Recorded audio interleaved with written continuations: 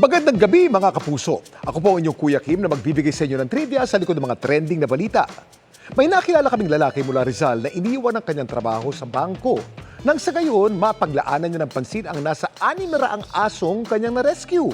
Gaano ba kahirap ang tumayong ama at mag-aruga ng daan-daang aso?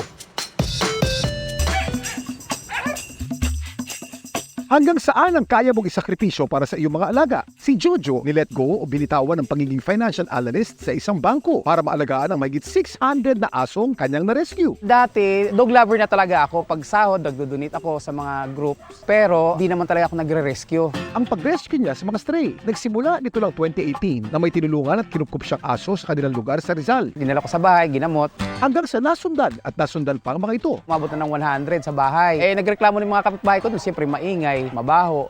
Kaya nito lang nakaraang taon, nagdesisyon siyang magtayo ng shelter sa Laguna, ang God Sanctuary for Stray Animals, na meron na ngayon mahigit kumulang 600 rescue dogs. To be honest, mabigat. Kasi ako naman walang trabaho na ngayon. Pinagkakita na namin yung merchandise ng aming shelter. Ang expenses namin per day, 6,500 more or less. Malaking tulong daw ang mga natatanggap niyang donasyon. Isa sa mga nagdo-donate sa shelter, ang content creator na si Lane. Naisipan ko i-vlog para hindi lang ako makatulong, yung mabubuting tao na willing to share din yung blessing nila. Malaking tulong siya kasi naka-gathered kami ng donation, 43,300 plus. Ang misyon ngayon ni Jojo, maliban sa mahanapan ng forever home, ang kanyang mga rescue dog ay ang mapakapo ng mga ito. Kuya Kim, gaano ba kaalaga mapakapo ng mga alagang aso? Kuya Kim, ano na?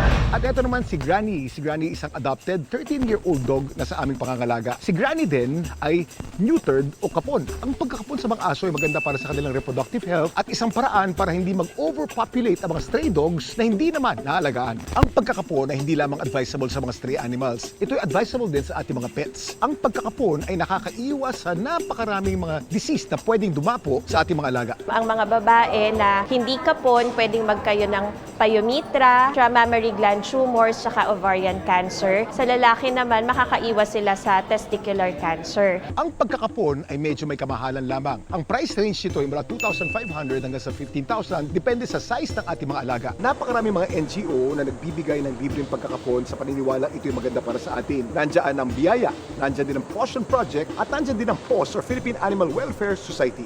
Gaya na lamang ng outreach nila sa Pasig. Nagagawa po namin yung mga mga kapon outreach sa tulong ng mga donations, mga sponsor. Katulad po ngayon, isa pong eskwelahan, nag-raise funds para makapagpakapon ng mga pusa dito sa barangay. Yung iba naman pong mga project na may low cost, as low as 700 to 1,500, yung sinisingil namin for kapon for aspins and puspins. Pero alam niyo ba kung saan matatagpuan ang pinakamalaking dog shelter sa buong mundo? Ang may hawak ng Guinness World Record para sa pinakamalaking dog shelter sa buong mundo ay isang dog shelter na matatagpuan sa Pitești sa bansang Romania. Ang shelter na may lawak na 45,543 square meters ay kayang tumanggap o mag-rehome ng mahigit 3,000 aso. Samantala, para malaman ang trivia sa likod ng viral na balita, i-tweet o i-comment lang, #Kuya Kim, ano na? Laging tandaan, importante ang may alam. Ako po si Kuya Kim at sagot ko kayo 24 oras.